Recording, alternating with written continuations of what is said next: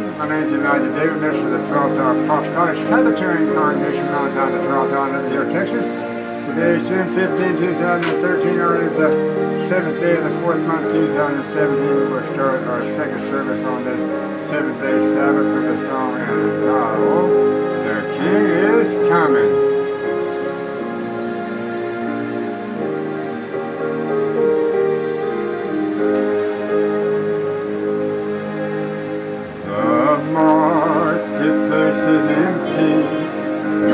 Traffic in the streets, all the builders' tools are silent, no more time to harvest wheat.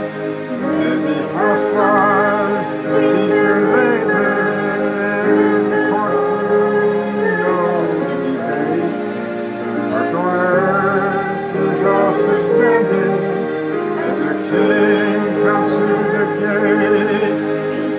The King is coming, the King is coming. I just heard the trumpet sounding, and now his face I see. For the King is coming, the King is coming. Yashua is coming for me. Faces on the hallways, those whose lives have been redeemed, broken homes that he has mended, those from prison he has freed, little children and the aged, hand in hands that are closed. We were picked for broken ruin, out in darkness, white as snow. The King is coming, the King is coming. I just heard the trumpet sounding, and now his face I see. Oh, the King is coming, the King is coming. Yashua is coming for me. I can hear the churches rumble. I can see the marching throng. A flurry of your trumpets spell the end of sin and wrong. Rainbow roads are now unfolding. Heaven's grand stands all in place. Heaven's choirs now assembled, start to sing amazing grace. The King is coming, the King is coming. I just heard the trumpet sounding, and now his face I see. The King is coming, the King is coming. Yashua is coming for me. Hello everyone, once again it's Elijah David. We're going to continue on with our series on Yashua's throne. This is part 3. We're going to continue on reading out the track Mount Zion at the 11th hour. So today we upgrade this Mount Zion at the 11th hour. As you can see right here, it says at the 11th hour, but the hands on your clock dial here shows that that's framing out the 12th hour. Since we're in the 12th hour, let's read it now, Mount Zion in the 12th hour instead of Mount Zion at the 11th hour. We upgrade it now to Mount Zion in the 12th hour. So we're going to change this on here. We're going to put on there Mount Zion in the 12th hour. And then we're going to show, we have already changed the numbers on the clock dial here. We've moved them back one slot. We put the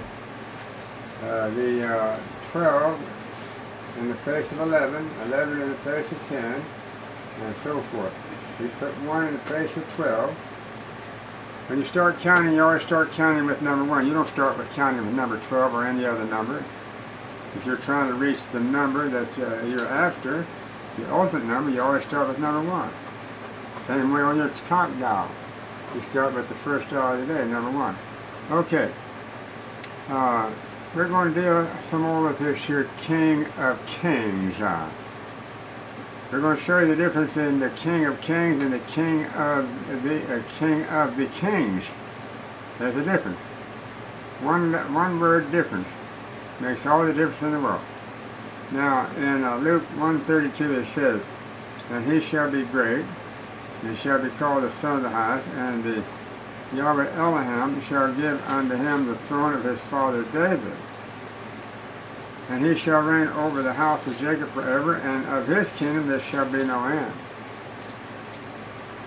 Now, in Daniel 2:44 and 45, it says that, "And in the days of these kings shall the Elohim of heaven set up a kingdom which shall never be destroyed, and the kingdom shall not be left unto others, but it shall break in pieces and consume all these kingdoms, and it shall stand forever.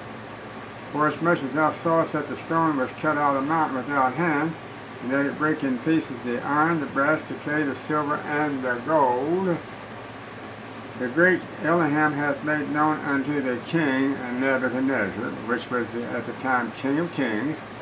He was the only ruler in the world. He was the King of the Kings, meaning that when he went to take Judah captive for 70 years, he had disposed of their king first. And I believe his name was Zedekiah. I believe, anyway, the king of Judah wouldn't relinquish the gold, and so he was taken forcibly to Jerusalem, and his eyes were put out, and his sons were slain before his eyes, and he was forced into exile under the one King of the Kings, and that was Nebuchadnezzar. So, there's a difference in King of Kings and King of the Kings. King of Kings means that you're one of many kings reigning over different nations at one time. But if you're a King of the Kings, it means you're the only ruler over the whole world at that time. Okay? Nebuchadnezzar was the ruler of the world in his day. He ruled over Babylon. Okay, let's read about some other kings that did the same thing. Let's read about Ahasuerus, or Artaxerxes. That's in Ezra 7:12. It said, "Artaxerxes, king of the kings, unto Ezra the priest, a scribe of the law of the Elohim of the heaven, perfect peace, and at such a time," etc. All right, now in Ezekiel 26:7, it says, "For thus saith the Yahweh Elohim, Behold, I will bring upon Tyrus Nebuchadnezzar, king of the Babylon, a king of the kings from the north, with horses, and with chariots, and with horsemen, and companies, and many people." Let's read that again. "For thus saith the Yahweh Elohim, Behold, I will bring upon Tyrus Nebuchadnezzar, king of the Babylon." He's the king of the kings, a king of the kings from the north, with horses, and with chariots, and with horsemen, and companies, and much people. Daniel 2:37. "Thou, O king, art a king of kings." Let's read that again. "Thou, O king, art a king of the kings." In other words, there's no other kings reigning on the earth at the same time as you are.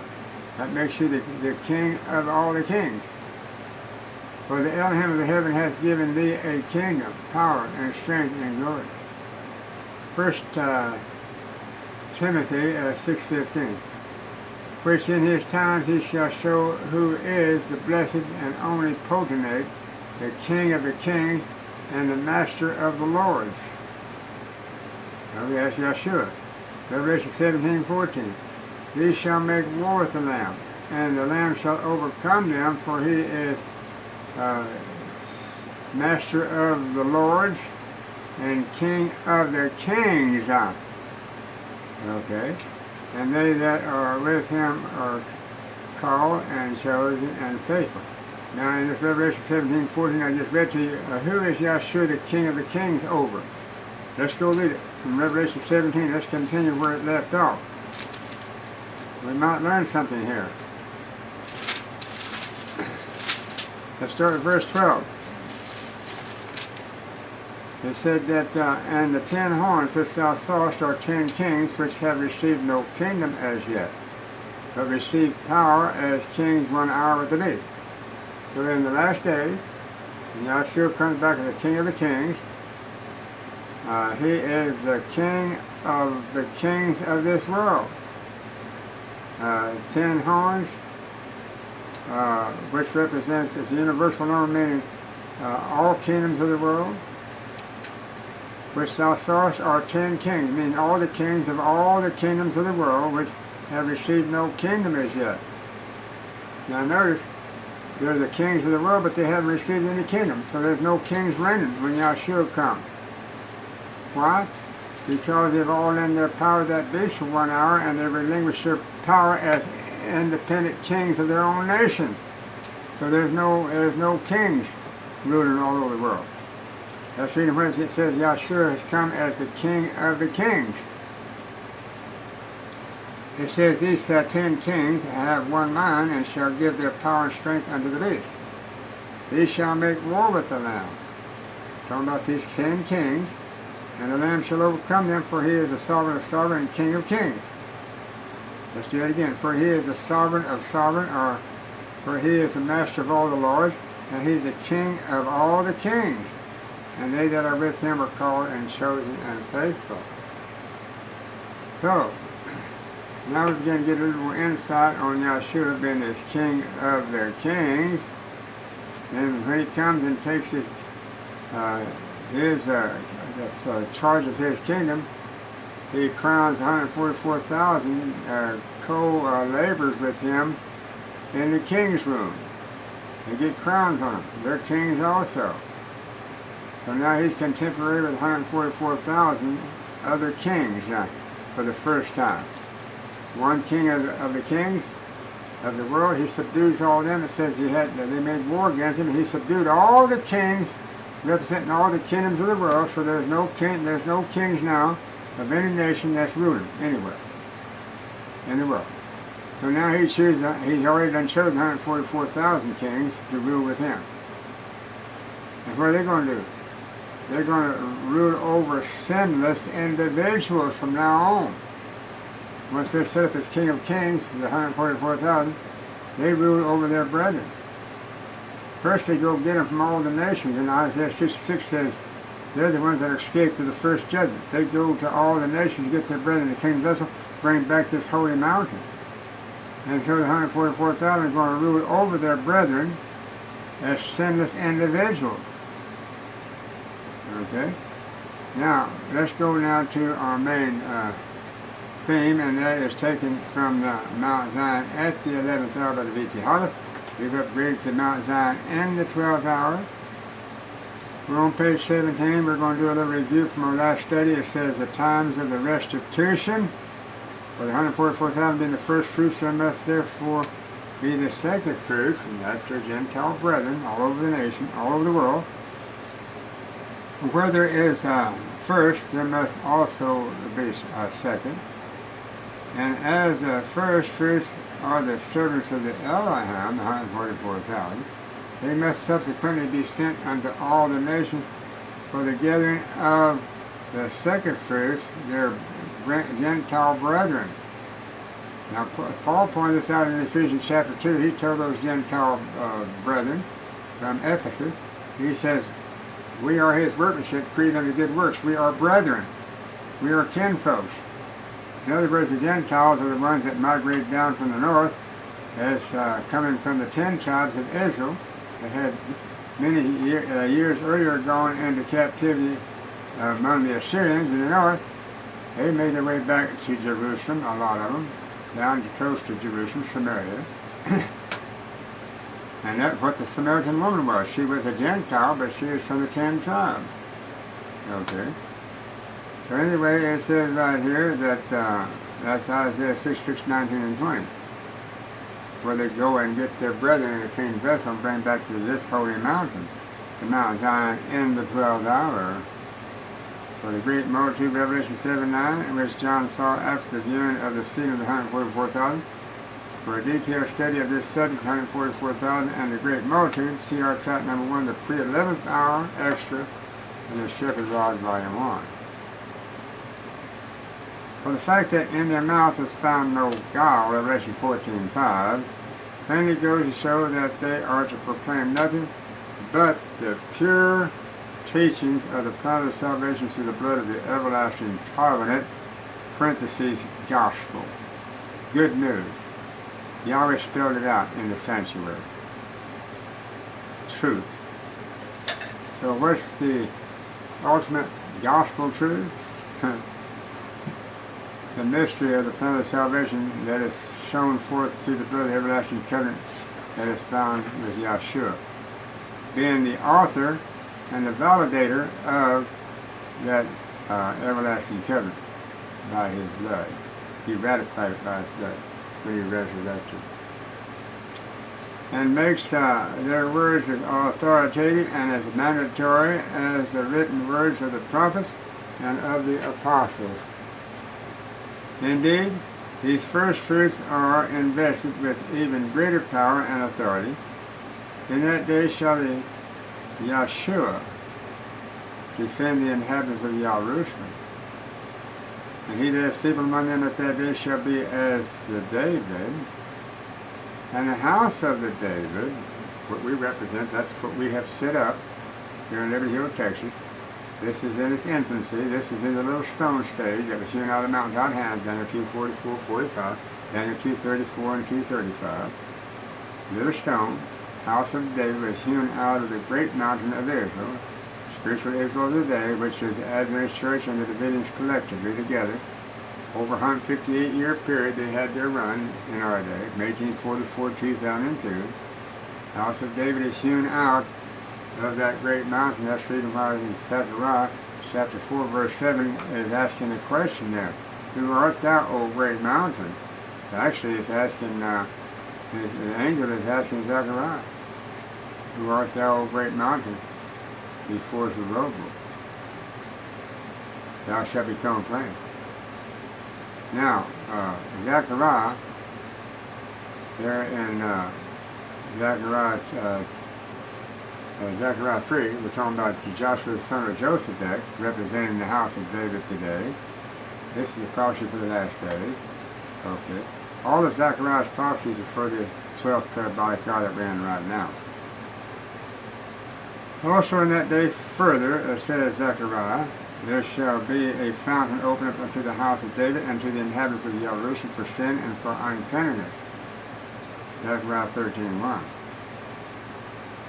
What this fountain for the sin and for uncleanness, or when this fountain for the sin and uncleanness is finally opened unto the house of the David, for the current evidence will be seen that the consolidation of the two kingdoms, 10 tribes in the north, is an accomplished fact. And so when you're doing 144,000 together today, you have accomplished that. The 10 tribes coming from the Seventh-day Adventist Church in the north, and the 2 tribes coming from the Davidian world in the south. The Davidian world has a headquarters in Texas, and the 10 tribes, Seventh-day Adventists, have their headquarters in the north, in Tacoma Park, Washington, Maryland, right next to the White House in Washington, D.C., showing where they went. They went and teamed up with the Beast, where he has his headquarters. And so the headquarters of the Adventists is in Silver Springs, Maryland today, which is right next to the White House. And they exchange interns every day. The President of the General Conference and the President of the United States exchange interns. And the Beast went and sent his Jesuit Catholics over to infiltrate and take over the Adventist Church and be the President of the General Conference of Seventh-day Adventists. And that Beast is made up of nothing but Jesuits running it. They're at the White House. So what do you have? You have a perfect marriage. between the apostatized Israel, SDA, and the beast. Well, no difference than in the first century when pagan Rome took over the apostolic church, defeated it, infiltrated it, and took the apostolic Nazarene creed and their converts to Gentiles and paganized them and brought them into the pagan church. That's just ecclesiastical Rome just repeat the same thing in our day, but they repeat it with the Adventists. Okay? So when this fountain for the sin and uncleanness is finally opened unto the house of the David in the Liberty Hill, Texas, in the south, Texas now is a independent nation. It's not a state of the United States. It's a nation within a nation. I read to you that day in Deuteronomy 4. So it's a nation within a nation. Okay, so this nation where the line of the tribe of Judah is located, representing the house of David. Yashua sent upon the throne of David. He is this line, and he's right here, and in this nation that he has isolated for us by prophecy, for himself in these last days. And the bearer that represents the Seventh-day Adventist Church in the north is in the United States, and the United States is not even registered as a nation, believe it or not. It's registered as a corporation of corporations, business entities, and they're unionized no less, meaning that they're communist run. So, what do we got? We got a collection of corporate states here in the United States of America. That's what it's called the United States. It's not called the Great Republic, what it was started out to be called in the beginning, when the Constitution was first born in 1790. No, it was called the Great Republic then. You would give it identity as a nation. But when you chopped it up into many different states and made them run like unions, that's your communist setup. Matter of fact, every year, every 4 years when we have a Democratic and Republican convention to nominate a president for the United States of America, the Democratic convention runs on the 10 planks of the Communist Manifesto. And one of those planks is the confiscation of all your guns. And that 10 planks of the Communist Manifesto come right out of Germany, out of Hitler. Hitler was the one that wrote it. And our Republican Party does the same thing. They run on the 10 planks of the Communist Manifesto. Okay? Here in America, people don't realize this. But our conventions to nominate presidents for the two-party system, Democrats and Republicans, they're both established upon the 10 planks of the Communist Manifesto, not the Constitution. So you understand now why this beast has suspended our Constitution? He suspended our Constitution to the electoral process of this country. Started right there is where he suspended it. Instead of our Constitution being founded upon, our conventions being founded upon every 4 years upon the Constitution, it's founded upon the 10 planks of the Communist Manifesto that Hitler wrote. Okay? When this fountain for sin and uncleanness is finally opened unto the house of the David, and this house of David you're looking at it, the crowning evidence will be seen that the consolidation of the two kingdoms, the two great kingdoms that separated after Solomon's death, the 10 tribes in the north, two tribes in the south, have been brought back together. But they're only brought back together in the form of the 144,000. The headquarters for the Adventist still remains in Silver Springs, Maryland, after the 144,000 comes forth out of her. And the headquarters for the South, that's right here in Texas, when it comes time for us to finish our work here on the earth, we will subdue and bring the headquarters to a close in the north, and that's the Adventist headquarters. And then we'll move on after we execute judgment and justice here on the earth, the United States proper, with the headquarters here in Texas. Then we move on to Israel to execute judgment and justice in the land. Next. Okay, it says, So it says, we'll be seeing that the consolidation of the two kingdoms is an accomplished fact that the time has come for the proclamation of the declaring the gospel, parentheses, preaching of the plan of salvation through the blood of the everlasting covenant of Yashua for the redemption of all the saved of the world. Now keep in mind that when the gospel goes forth, it's only to harvest those that have already with their names written in the Lamb's Book of Life. It's not to go and bring them to any judgments. They've already come to their judgment. All we're going to do is go and gather those that have their names put in the Lamb's Book of Life. They've already been prejudged, come to their judgment, and declared fit for eternal life. Because their counterparts in their churches have been cut off and bound in bondage to be burned. Been separated. The wicked and the righteous have been separated in all these nations. And then when the 144,000 goes forth to get their brethren, they're already prepared and ready to go. All we got to do is just go pick them up and bring them to Yahweh's holy mountain. And it shall come to pass in that day, said the Yashua of the host. Who's the host? Yashua has come to redeem those that are his, those that he had, his blood has covered, those whose names are in the Lamb's Book of Life. He's come to redeem them. That's who he's a host. That's who the hosts are. He's the savior of this host, of the redeemed. And boy, is there ever a host. Millions upon billions, clear back to Adam's time. And I will cut off the names of the idols out of the land, and they shall no more be remembered. And also I will cause the prophets and the unclean spirit to pass out of the land. Zechariah 13:2. That is, at the time that this gospel proclaiming kingdom is set up, there will be a church without the guile, free from all idolaters and false teachers, and it shall be fed by the one shepherd, even my servant David. He shall feed them, and he shall be their shepherd. And I, the Yashua, will be their Savior, and my servant David, a prince among them.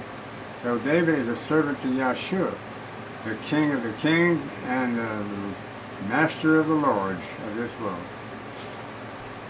That's found in Ezekiel 34, 23, and 24. When the Yashua thus takes the reins in his own hands, Testimony Ministry, page 300, such was talking about 2002, when Yashua visited his house and took the reins in his own hands for the first time. He had laid off his priestly attire, and now he has come to judgment, and he is a supreme judge now. Okay? He's no longer arbitrating their cases before the Father year by year on the Day of Atonement. He has now put on his kingly attire, he put on his vesture of vengeance, and he's come now to start judging the living, and he starts with the instrument before the house, which he started in 2002 at Kermit with the angel of the seventh candlestick of Laodicea, and then he goes through the city and marks and puts a mark upon those who sign and crown all the abominations done in the house of Israel today. And that house of Israel is Adventists and the Davidians collectively. And then after that's over with, then he will bring forth his numbered ones, 144,000, and then they will do their mighty work. And not only that, but no doubt part of the 144,000 judging of their brethren will also be judging those that they of the wicked that they were a part of while they were members in the churches with them. Okay, and again rules the church as a theocratic government in the last days. The last days in the 12th hour. That's what we're in now. It shall come to pass, as says the Isaiah, that the mountain of the Yahweh's house shall be established in the top of the mountain. This mountain of Yahweh's house is the house of David. I can show you scriptures relating to that. And it shall be exalted above the hills, and all nations shall flow unto it. It's going to flow unto this mountain of the house of Yahweh, which is the house of David, the everlasting kingdom, set up here in these last days, the everlasting kingdom of heaven, set up here on earth. And it has its headwaters, and it has the beginning of this flowing Ezekiel 47 river right here for this your infant kingdom is set up here in Liberty Hill, Texas. And many people shall go and say, come ye and let us go up into the mountain and say, of the Yahweh, unto the house of the Elohim of Jacob. And he will teach us of his ways, and we will walk in his paths, for out of the Zion shall go forth the law and the word of the Yashua from Jerusalem. And he shall judge among the nations, and shall rebuke many people, and they shall beat their swords into the plowshares, and their spears into pruning hooks. Nation shall not lift up sword against nation, neither shall they learn war anymore. Isaiah 2:2-4. Now folks, I'm going to tell you something. People don't realize it. But when you start this judgment for the living, probation for the world had ended. Probation for the world had ended. I'm going to show you why. When Yashua laid off his priestly attire, and he rose up to put on his kingly attire, he was appointed as judge of judge and king and executioner. Now he's playing a different role. It says the wrath of the Lamb has come.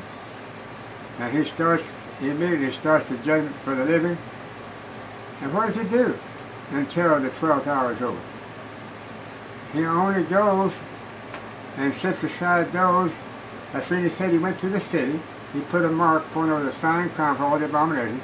He said, don't come near any of these. Just go to those that I didn't put a mark on. So you start your execution. Probation is closed for all of those. They don't know it. Those that the slaughtering angels are told to go after, they're in Ezekiel 9. Those 5 angels with slaughtering weapons. It says go after him and go and says slay utterly old and young men and women and little children and come not near the man who has a mark and begin at my sanctuary. Started with Brother Stephanie Johnson, 2002 at Kemet. He started the judgment of the living. That's what judgment means. All I want to tell you something else. When the judgment was set in 1844 and it started the judgment of the dead, that's when there's a heavenly tribunal set up to start opening up all the record books from Adam clear on down to 1844. And what did they do? There was a record of all of those that had attained unto salvation already. Their salvation had already been completed and arranged for. And all they did during the judgment was separate those that didn't come through the atonement in their day, and those that did. He separated the two classes. They took the names of those who didn't make it. They took them out of the books. They erased them out and left the names of those that did make it. And then when they finished investigating those 6 books or seals, that goes clear back to Adam, and they got them all investigated, and everybody determined for eternal life, one way or the other. Then they closed the books. Now that's all they're waiting now for as the executive judgment to be carried out on those record books that were examined and investigated. And the judgment they've been on for 158 years. So now the judgment is complete for them. Those people that died and went on, their fate is forever sealed. Once that heavenly tribunal investigated their records and passed the final judgment on them, then all they're waiting then is for the resurrection and the destruction of the wicked when their time comes. And the righteous are waiting for their resurrection to come forth and receive their seal for eternal life. When they come forth, it means they join the living. That's already come through their judgment. What we're doing is harvesting those that are living and those that are in their grave. That's what the 12th hour is for. It's not for seed time and sowing and nourishing and bringing people up from infancy to a mature Christian and having this here repentance and forgiveness of sins day in and day out, and Yashua mediating as a high priest on a daily basis for that. That time is over with. So if you have accepted present truth, you're walking in it, yes. If you do sin, it says then if you do that, if you do sin, then in John chapter 1 John chapter 2, verse 1 and 2, it says, if you do sin, it said, my brother, these things I write unto you that you sin not. It's talking about those that have come in and been sanctified. Now I write unto you that you sin not from this point on. But if you do sin, you still have an advocate, Yashua the righteous. Okay. Now, it says that when he sits upon his throne, comes to sit upon his throne, he reigns over the righteous. He don't reign over the wicked. He puts the wicked under his footstool and destroys them. But he puts the goats on the left and sheep on the right, and he says to the sheep on the right, enter into the kingdom, prepare to finish the world. And he says to the goats on the left, go into perdition. He just pronounces them one way or the other. And wait for your time of execution or deliverance, whichever way it may be. Let us go on.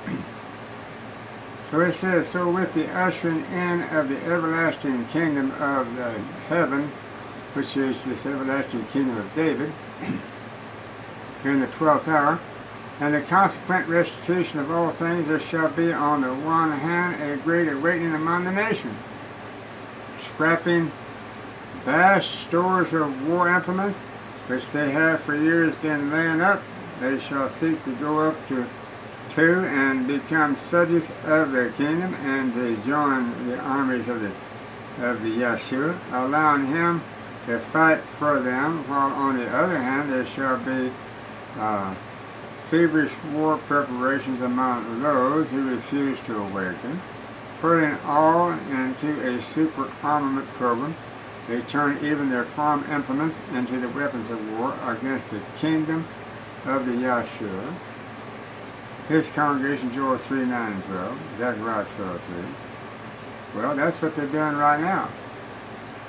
All the nations are arming themselves to the teeth, and they're coming up to Jerusalem.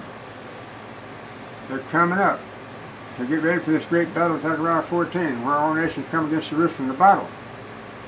That is a type of Satan and all the wicked coming up against Jerusalem after the millennium to take their final stand. That's only a type. Zechariah 14 is a type of them coming up here in these last days. Now let's do a little review of what I just said. 144,000, Yashua. That's his battle axe, standing on Mount Zion. Zechariah 14. All nations coming against Jerusalem to battle here in the last days. Here's a type of Satan gathering together all the wicked at the end of the millennium after they're resurrected to come up against the city of Yahweh for the final and last time. That's his only chance and hope. And if he doesn't win that battle, then he loses out for eternity. But he lost the battle in the tide.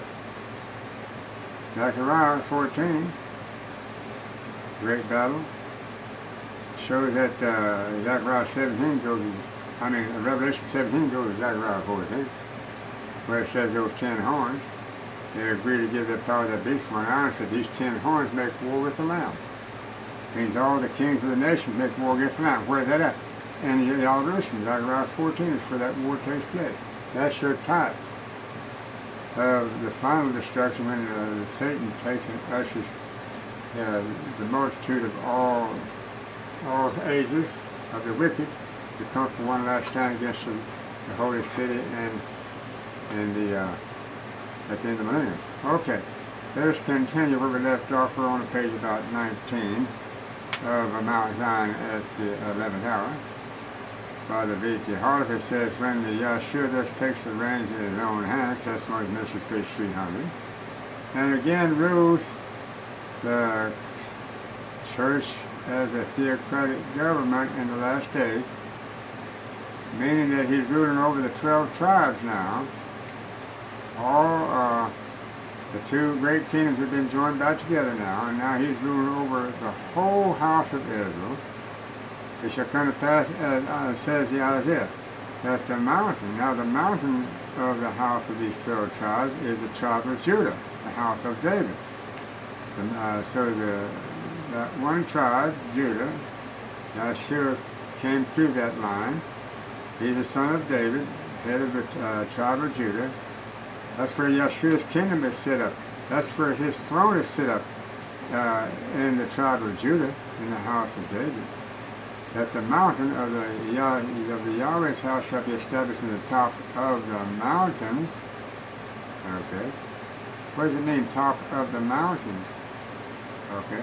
If Yahweh's house is the tribe of Judah, and it's one of the 12 tribes of Israel, and Yahweh's Judah is called a mountain, then all your other 11 tribes of Israel are called mountains too.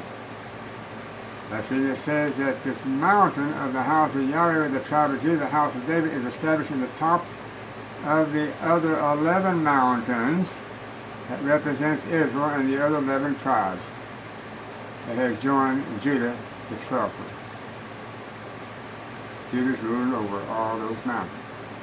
I've never seen this before until now. And all nations shall flow under it, and many people shall go and say, come ye and let us go up unto the mountain, that's the house of David and the tribe of Judah, in the south, at Jerusalem, of the Yashua, unto the house of the Elohim of Jacob, and he will teach us of his ways, and we will walk in his paths. Okay? For out of Zion shall go forth the law, and the word of the Yashua from Jerusalem. And he shall judge among many nations, and shall rebuke many people. And they shall beat their swords into plowshares, and their spears into pruning hooks. Nation shall not lift up sword against nation, neither shall they learn war any more. Isaiah 2:2-4. So with the ushering in of this everlasting kingdom, and the consequent restitution of all things, there shall be on the one hand a great awakening among the nations, scrapping vast stores of the war implements, which they have for years been laying up. They shall seek to go up to and become subjects of the kingdom, and to join the armies of the Yashua, allowing him to fight for them. Yashua is the one in Revelation where it talks about he comes on the white horse as King of Kings and Sovereign of Sovereigns, meaning supreme ruler. While on the other hand, there shall be feverish war preparations among those who refuse to awaken, hurling all into a super armored program. They turn even their farm implements into weapons of the war against the kingdom of the Yashua. This church, Joel 3:9-12, Zechariah 12:3. You can go read Joel chapter 2, the prophecy on this great army. There's never been anything like it since the world began. That's Yeshua's army. That's the reason why all the nations scrap their farm implements and everything. Anything that they can make a weapon out of. They melt all the iron down they can find to make a weapon so they can fight against this greatest army of all time. And I don't know, it's a losing battle, because this army of Yeshua is made up of 200 million angels from heaven has come and joined this army. So you can take the greatest armies of the world. And what's the most dangerous weapons that an army here on earth can use? Nuclear weaponry. What's the weapons that Yeshua can use against nuclear weaponry? They said that the word just goes out of his mouth. He just commands the word out of his mouth. Said he can command the hornets to appear and to go after him. He can command the locusts to come up and devastate their crops. He can come overnight, immediately. He can command vultures to appear in the skies. And it says that in Israel in 1970, so they had that the scientists had discovered an unusual vulture swarming the mountains of Israel. They said that they examined it and found that that vulture had been extinct for 2,000 years. They said all of a sudden he appeared in the mountains of Israel, 1970. And they said whereas the record shows he used to lay only one egg, these vultures lay 4. And they are multiplying by the millions in the mountains of Israel. Okay. So what's that for? To fulfill Ezekiel 38 and 39, where it says that he's going to destroy that great army of Gog and Magog that comes down out of the north upon the mountains of Israel to take a prey from Israel. Said he's going to command the beasts, the fowls of the heaven, to come and feast on this great feast that he has prepared for them of all these dead bodies that he killed there in the fields of Israel. So who are these ravenous birds? So the ravenous birds are going to come. They're already there. They've already been prepared. Okay? So Yashua can just speak. It says 1970 was the year for these vultures to appear, and there they are. Just out of nowhere. So that's the power that he's going to use to fight against his enemy. He don't need no nuclear weaponry. All he's got to do is he said the sword goes out of his mouth. He just speaks the word, and the sword goes out of his mouth. Spoke the word back there in Sennacherib's time, the king of Assyria, that came down to take a prey from the cities of Judah, and took all the cities except Jerusalem. Went to take Jerusalem, and Yahweh turned him back. He had 185,000 strong of his soldiers. One night, Hezekiah, the righteous king of Judah, fled before Yahweh. Yahweh says through Isaiah, not an arrow will come into this city. The next morning, 185,000 of our soldiers was laying dead upon the ground. Okay? Whenever it's time for Yashua to ignite, to extinguish them, he just speaks the word and their breath just leaves them. It's like that. Hey, I don't want to come up against a power like that. There's no way. Anybody in their right mind would want to fight against something like that. But these wicked don't know no better. They're not afraid of anything. They're afraid that if they don't overcome that Lamb and that great army, that huge, vast army, there's never been an army like it since the world began, but they're desperate. They have to overcome them, or they know that they're dead. They know that they're completely gone. It's a fight of futility out of desperation. Let us go on. So it says, so with the ushering in of the everlasting kingdom and the consequent restitution of all things, there shall be on the one hand a great awakening among the nation, scrapping vast stores of the war implements which they have for years been laying up. They shall seek to go up to and become subjects of the everlasting kingdom of the David, and to join the armies of the Yashua, allowing him to fight for them against who? That wicked army that wouldn't that was forming against Yashua and his army. So you have a lot of people that make a decision to go up and join Yashua's army and get on the safe side. But on the other hand, there shall be feverish war preparations among those who refuse to awaken, putting all into a super armament program. They turn even their farm implements into the weapons of the war against the kingdom of the Yashua. His congregation, Joel 3:9-12, Zechariah 12:3. Therefore thy gates shall be open continually. They shall not be shut day nor night, that men may bring unto thee the force of the Gentiles, and that their kings may be brought. For the sons also of them that afflicted thee shall come vain unto thee, and all they that despise thee shall bow themselves down at the soles of thy feet. They shall call thee the city of the Yahweh, the Zion of the Holy One of Israel, Isaiah 60, verse 11 and 14. For further study on this phase of the subject, see the Shepherd's Rod, Volume 1, page 173 and 181. Explaining Micah 4, and as a typical example of how the battle is the Yashua, read 2 Chronicles 20, verse 15, 19, 24-30. But being very far from such high and holy estate, the church must be purified. No Christian of any faith can honestly deny the church's need of the purification. And as the Yashua never does anything without forewarning his church, he is now sending unto her the message of purification in order to give her a foretaste of the future glory, so that as the heavens clarion call unto the Reformation continues sounding forth among his people, they may have a keen relish for its truth and may give themselves wholeheartedly unto the work of reform.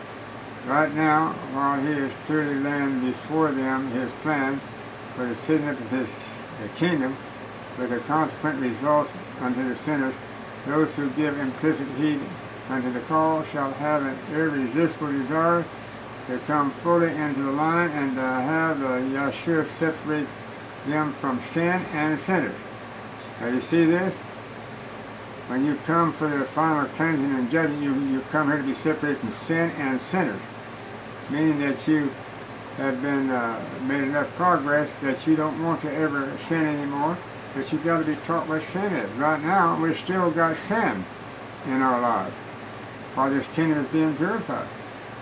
So I'm telling you, listen to counsel every day and you'll be instructed what sin is. It's dangerous and fatal to stay aloof of these truths when they're coming forth on a daily basis. Those of you that know this, you should be in tune with these messages every day and listen, hear them every one as they come out the press. You should know what every message that has come out. You should know what's in them. You should be making plans to come in and pull closer and closer into the kingdom, headquarters. Those of you that know where it's at, those of you that knows the message. You shouldn't be just dragging your feet out there and just kind of trailing along behind. No, I'm going to tell you what, this thing is intensifying. It's getting hotter and hotter every day. More progressive every day. More light is unfolding as soon as we talk. They alone shall receive the seed of the Elohim, and as the first fruits of the kingdom, 144,000 strong, stand with the Lamb on the Mount Zion. Such a state of the holiness will today, just as in the past, cause the dragon to be wroth with the woman, also now to make war with the remnant of, with her remnant, Revelation 12:17. A conflict which is further described in the words, I saw 4 angels stand on the 4 corners of the earth at the time of the sealing of the 144,000, holding the 4 winds of the earth, that the wind should not blow on the earth, that's the United States, nor on the sea, nor on any tree. And I saw another angel ascending from the east, having the seal of the living Elohim, and he cried with a loud voice unto the 4 angels unto whom it was hurt, to give and to hurt the earth and the sea, saying, hurt not the earth, nor the sea, nor the trees, till we have sealed the servants of our Elohim in their foreheads, Revelation 7:1-3. Here are brought to view 2 hurtings about to take place, one by the winds, the other by the angel, and 2 commands unto the angel, one that they restrain the winds, that the winds blow not on the earth, nor on the sea, nor on any tree, meaning on the sea means in the old world, earth means in the new world, in the United States probably, nor on any tree, meaning on any leader in Israel, worldwide.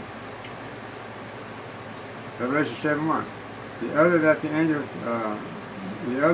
angels restrain themselves from hurting the earth, sea, and the trees, till the servants of Elohim are sealed, Revelation 2:3. Since therefore as soon as the servants of Elohim are sealed, both the winds and the angels will begin to hurt. But the question arises as to what the work of the winds and the work of the angels represent. It says political strife or something else. As the nations have always been at war, this twofold work of the hurting could not represent of the political strife. And as Yashua says at the time of the end is in the 12th hour, and the 12th hour began 2002, it says, nation shall rise against nation, and kingdom against kingdom, Matthew 24:7. But we got that going on today. Nations is rising against nation. It is clear that the hurting by the winds, also the hurting by the angels, both of which are kept back until the 144,000 are sealed, must be figurative of holding back the time of the trouble, such as never was since there was a nation. Daniel 12:1. Accordingly, Elohim's restraining of the 4 winds is with his holding back of the image of the beast activity. So what's the image of the beast doing right now? He's trying to get that name, that number made up with that health care card that he's getting ready for everybody to take. And so the angels are restraining that until the appointed time. He'd like to do it tomorrow. The beast would like to do it tomorrow, but his appointed time is at a certain day in the future, and I would say it's at least 3 years away,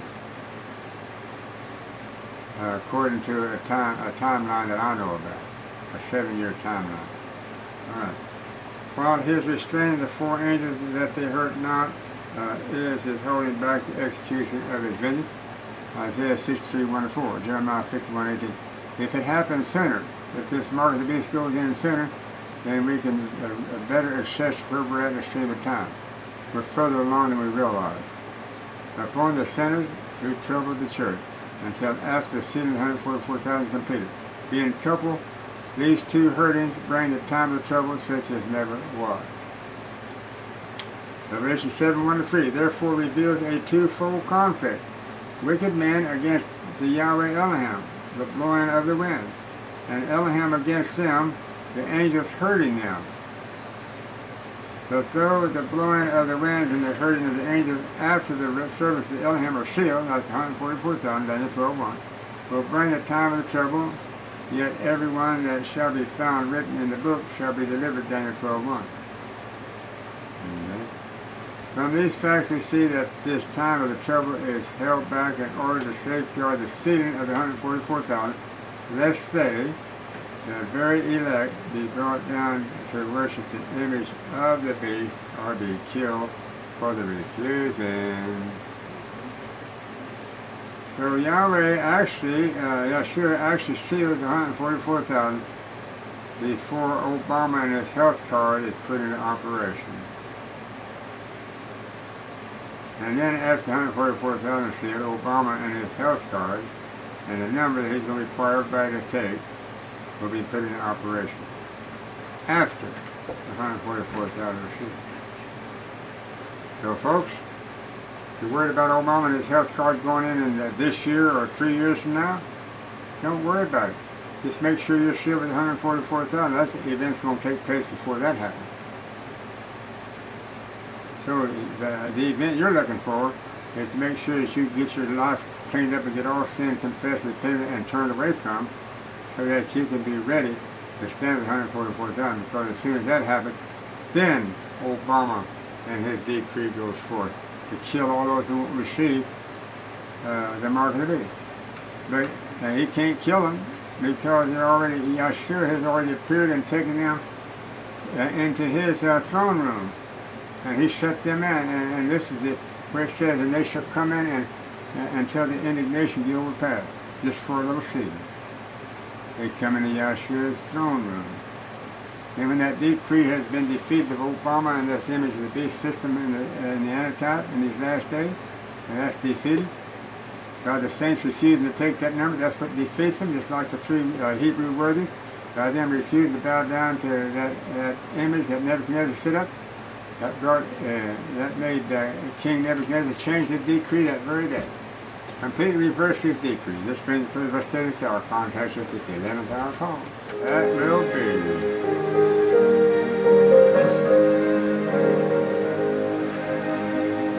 There is coming a day when no heartache shall come, no more clouds in the sky, tears to dim the heart, all is peace forevermore, on the happy golden shore, what a day, glorious day that will be,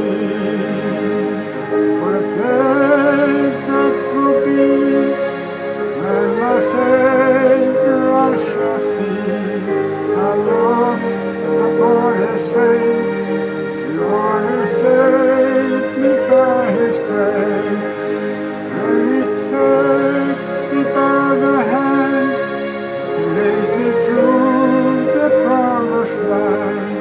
What a day, glorious day that will be. There'll be no sorrow there, or burdens to bear, no more sin. There's no pain.